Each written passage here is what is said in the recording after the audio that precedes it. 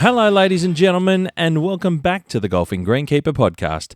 My name is Steve Smith, and I'm your host, and I've got a little bonus episode here just for you, if indeed you're interested in listening at all.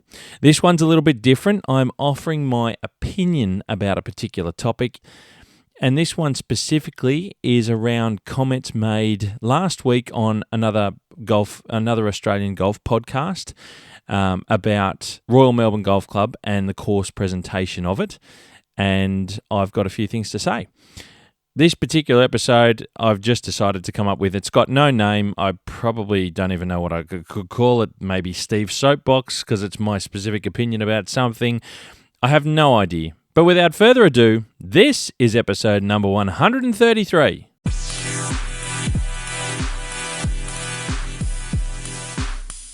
All right, ladies and gentlemen, there is no time wasting here. We get stuck straight into the topic at hand.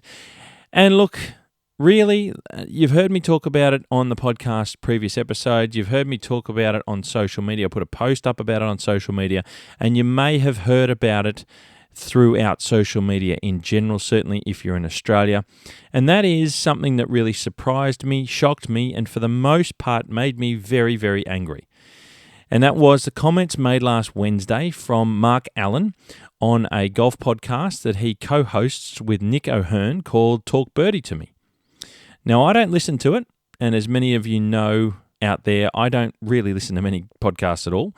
I suppose I'm too busy making them and too busy working and looking after two little ones and sharing that with my wife, because that is hectic as many of you parents out there know full well.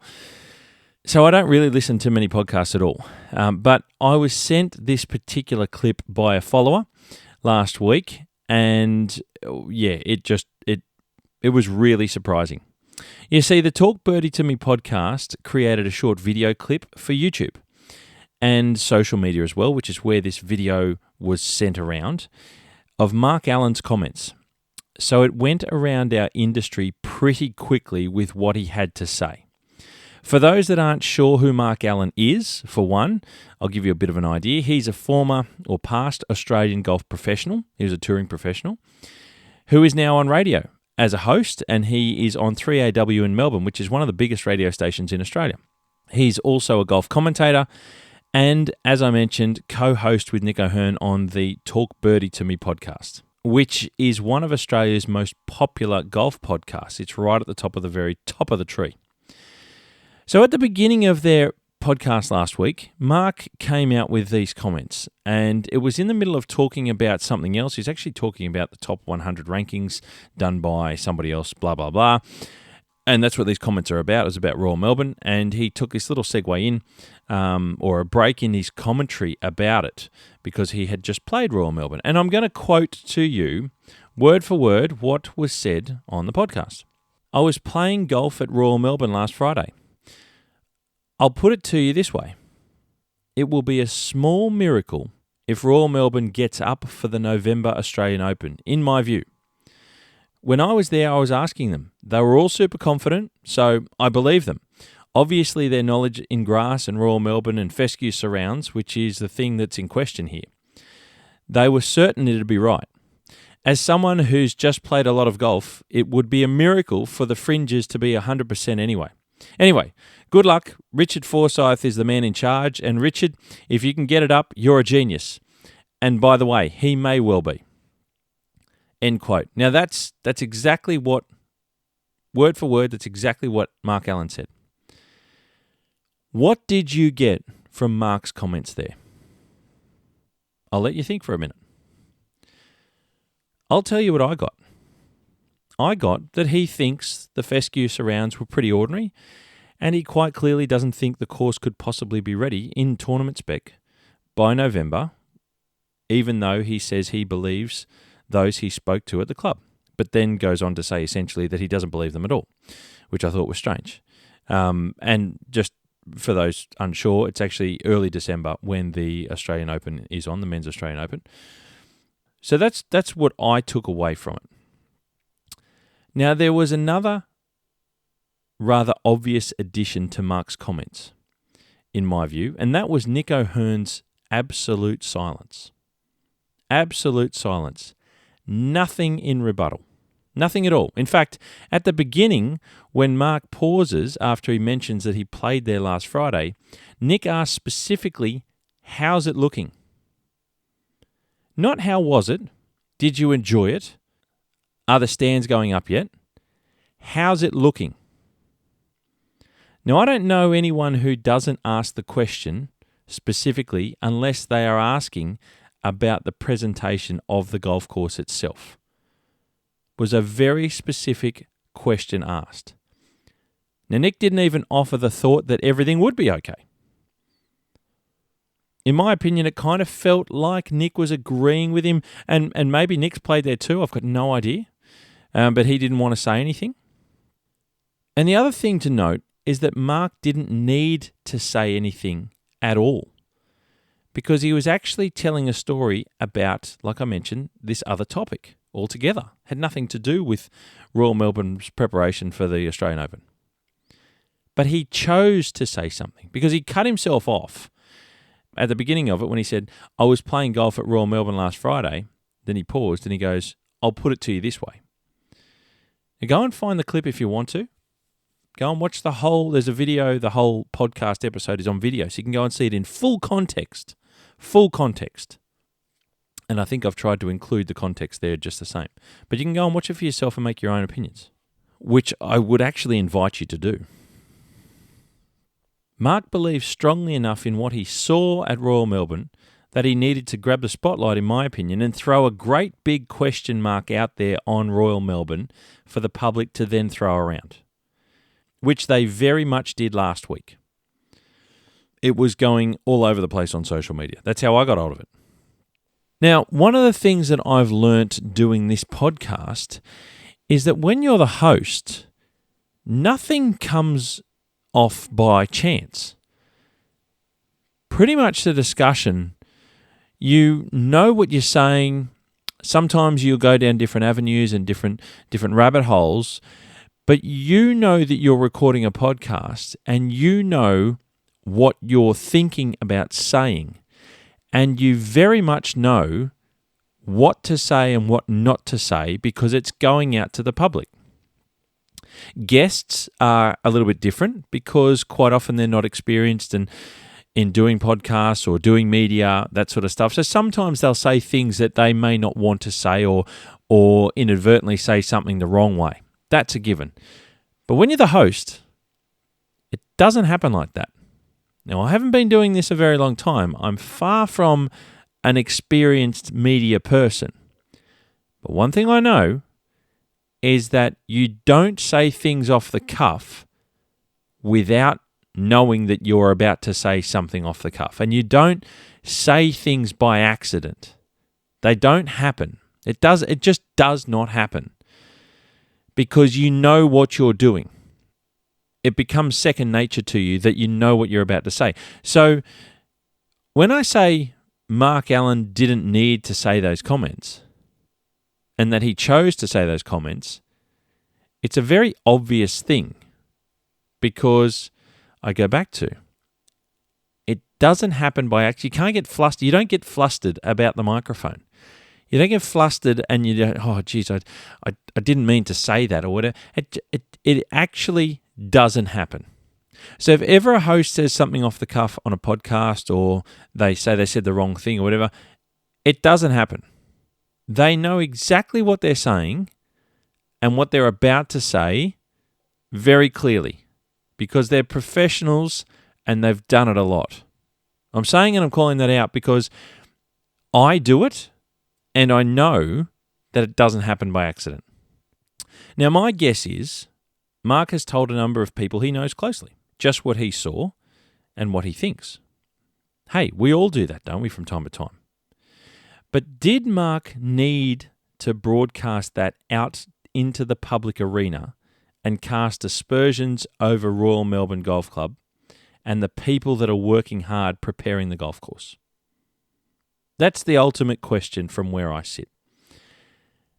Now, especially those comments are coming from someone with so much media experience. But again, I make the statement, he chose to say those words.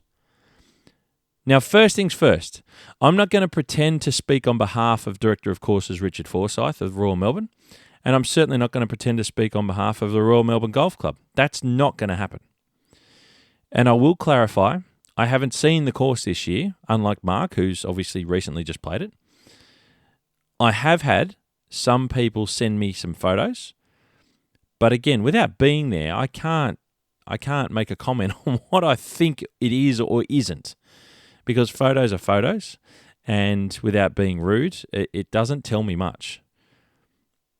Am I inherently biased in this discussion? I guess you could say that, seeing as this is really the only industry I've ever worked in all my life. But what I will say is this. In my opinion, Mark's comments serve no purpose whatsoever other than to cast aspersions. How are his comments even remotely helpful if there is a concern? I don't think they are at all. In my opinion, they can only be taken in a negative way. All in the name of probably chasing headlines and an audience I've got no idea. But now I'm starting to wonder why Mark would come out with these comments. What else could it possibly be?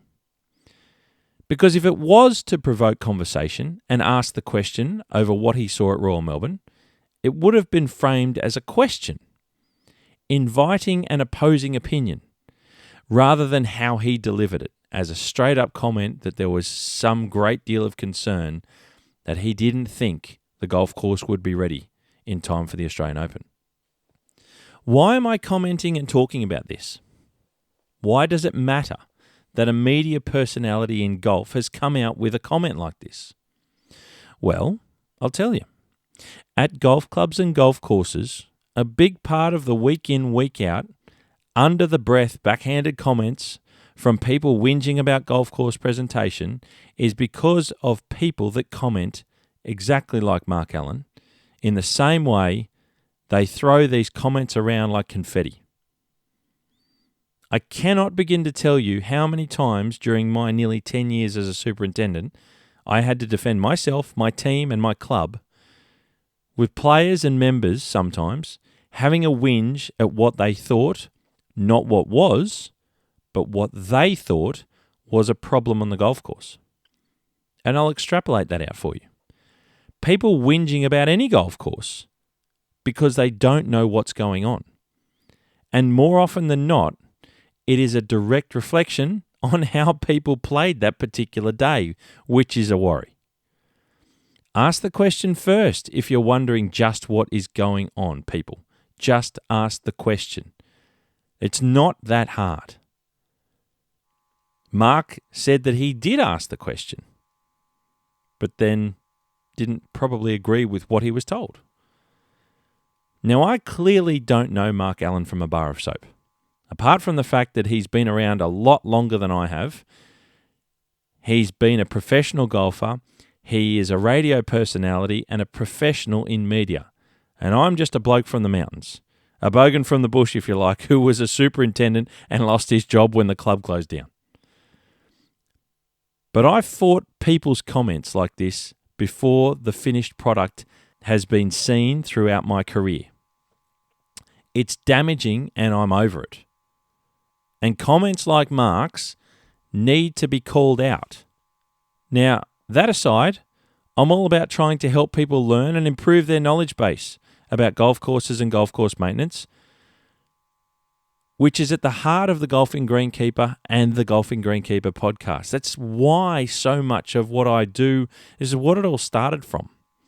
Because people tend to not understand what's going on, and because they don't understand it, they make comments that aren't helpful. Happens all the time and everywhere.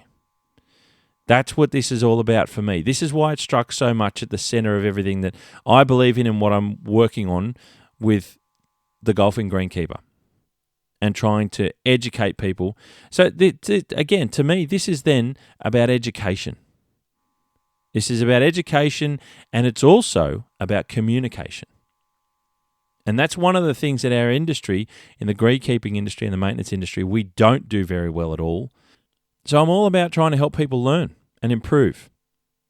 So I want to give you an analogy to consider when you come across a situation at a golf course and you feel that it doesn't meet your expectations, much like Royal Melbourne didn't meet Mark Allen's expectations. And here goes. I try to do it in a way that's easy to digest and something that's tangible for most people. I think I go pretty good sometimes. Let's see if I can do it with this one. Most of us have driven on roads, and we've seen roadworks as we drive around in our lives. It's very common. Lots of people have driven around or been a passenger in a car. Now, I'm not comparing a road to Royal Melbourne Golf Club. Please don't take it that way. But what I am doing is I'm comparing the concept of roads and their maintenance to everyday golf courses. Every other golf course out there, because that's at the heart of what I believe is the problem with what Mark Allen has done here. Now, as a road gets more wear and things happen over time, for example, if it's been dry for a long time, the road surface will be fine. If it's been wet for a long time, the road surface can begin to show signs of stress and potholes can develop. Usually on the driving line, we try to swerve and avoid those potholes. Now, when those potholes get to a point of being considered a problem, at what point is that nuisance a problem big enough to begin larger scale works or things that need to be repaired? But when they do get to that threshold, road work will be done then to repair the surface.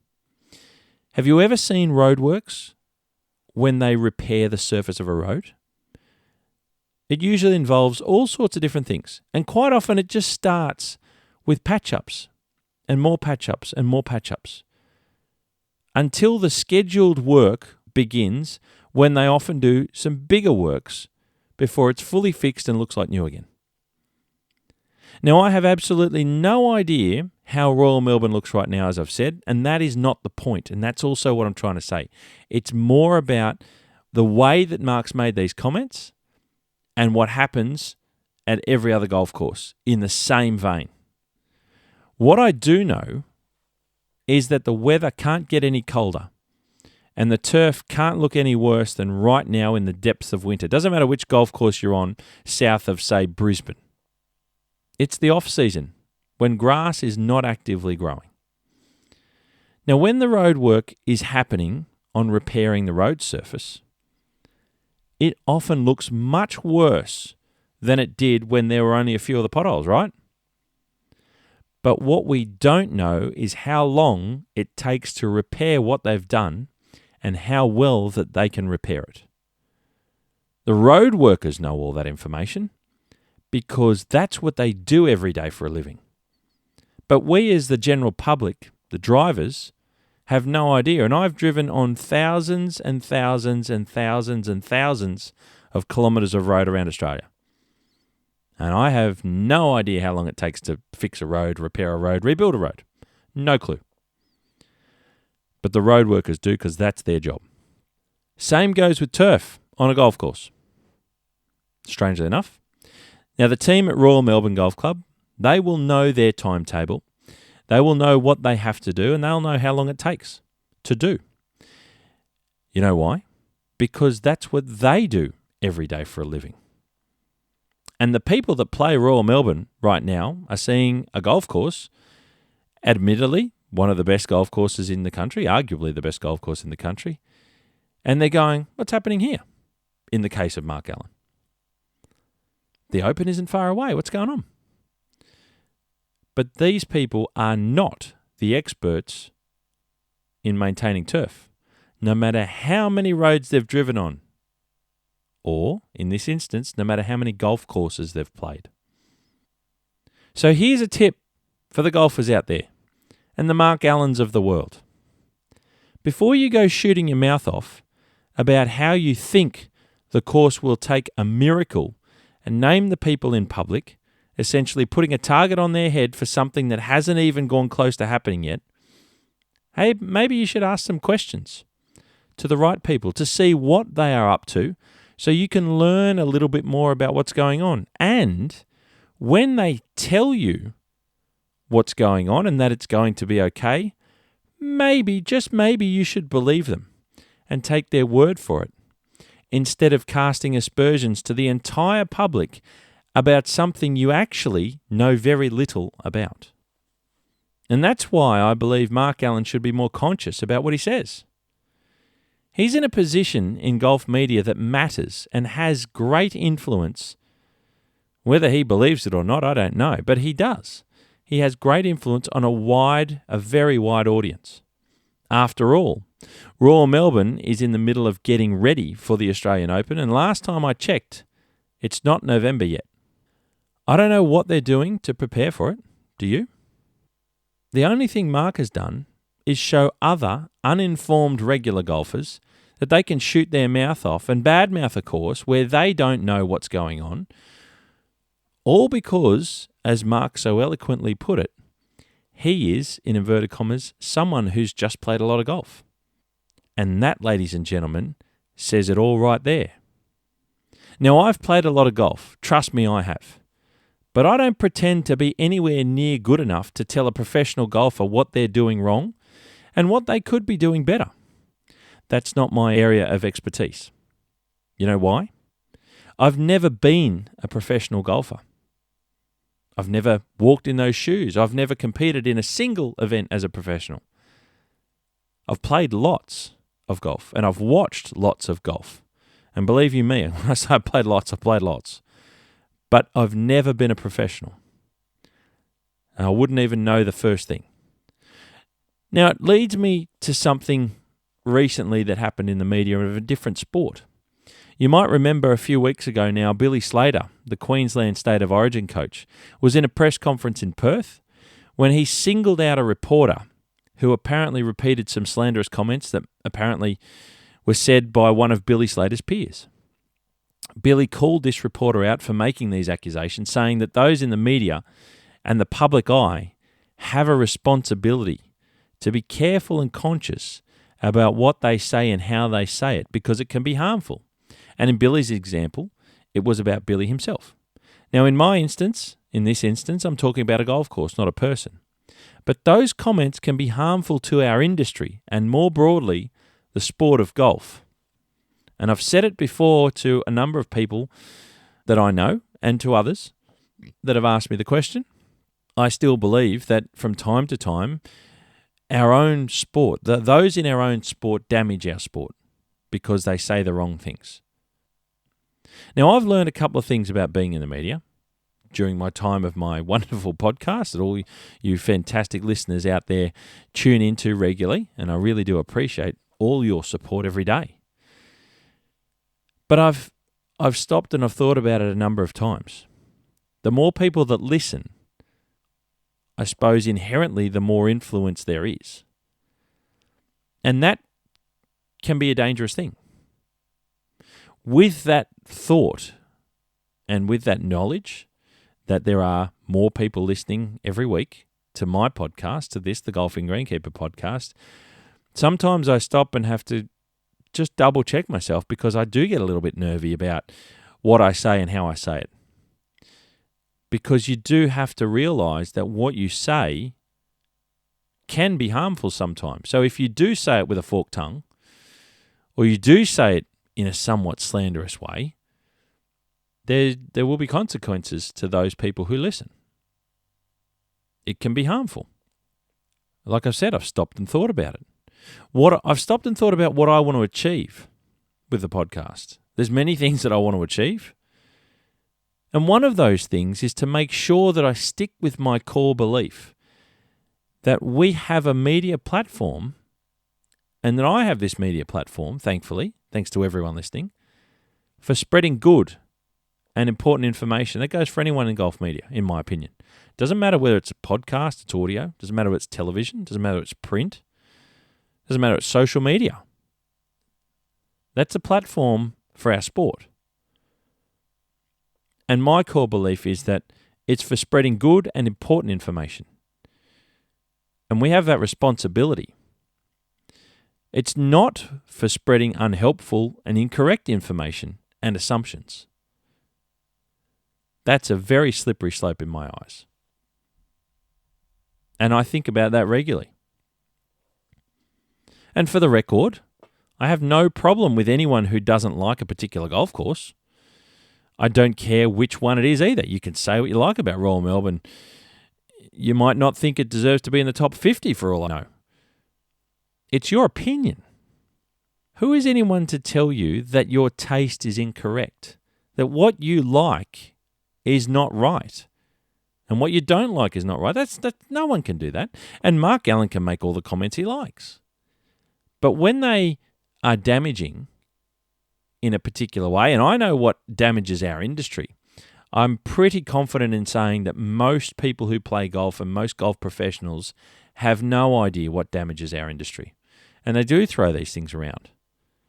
And that's why I want to call these out. It's your opinion as well.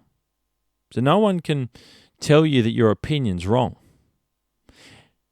Hey, people even paid real money to buy a Tesla Cybertruck. So in my eyes, no one's opinions is wrong, because I know I wouldn't pay money for one of those. But there's plenty of people out there that are absolute staunch lovers of that particular car. And that's okay. Each to their own. I actually find it most interesting who likes and who doesn't like which particular golf course. I really do like to find that out. But these comments from Mark aren't about that. It's not about what he likes or he doesn't like. These were targeted comments. They were very specific comments. And no one's opinion is wrong. So don't get that confused with what I'm trying to say either. The other thing to remember, no one is untouchable from scrutiny just the same. And that goes for Royal Melbourne, can be under scrutiny. Your local golf club can be under scrutiny. The people that maintain those golf clubs can be under scrutiny, of course. But equally, the media should be also under the same scrutiny. And we should be allowed to call it out. Unfortunately, we don't. In golf, we don't ever seem to call out when people make damaging comments or voice their opinion, which they're allowed to do, but they do it in a damaging way. We don't call it out. And golf media should be under the same scrutiny. No one is untouchable. But it's all about timing. To come out with comments like this from Mark Allen, when work is being done to prepare a golf course for a tournament, is where he's missed the mark, in my opinion, and why so many people in the greenkeeping industry have taken issue with what he's had to say. Hey, Mark, come out with it after the tournament if the course plays poorly. By all means. Sure. But to do it whilst they're in the process of preparing for the tournament? Now, that's poor form. And I'm sure on reflection, even you, Mark, would know that. Now, I don't know why I'm bothering to talk to Mark, because he's not going to listen to this podcast, and he probably has no clue who I am or what this podcast is. But equally, Mark is the type of person that I would like to hope can learn some things about golf course maintenance as well, and understanding what happens in a deeper level. But I'm absolutely certain that he is not going to listen to this podcast. It's certainly not this episode. And that's the premise behind my podcast more broadly, to give you the insight from deep within golf clubs and courses so you can make a more well-rounded opinion after hearing from those who build and maintain them. Now, it's important that we learn from things, ladies and gentlemen, and communication is one of those. I think we can always communicate better. I think we can always reflect on how we communicate. And I think it's important to get it right. To stop and think about the ways in which we do it, how can we do it better, and how can we get it to people that probably need to hear it sometimes. As a golf club, as golf course maintenance teams, as golf management, are we getting the messaging right, and are we getting it to the people who matter? And those people that matter in golf clubs and golf courses are the people that are playing. If work's being done on the golf course, have we told the people that are about to tee off?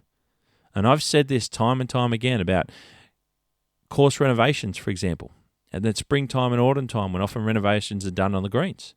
Have we told and have we communicated to the golfers that are about to go out there and play that renos are being done? The greens have been cored last week, or they're being cored now. You're going to play on greens that are a little bit slower, a little bit of lesser quality, so that they know what to expect.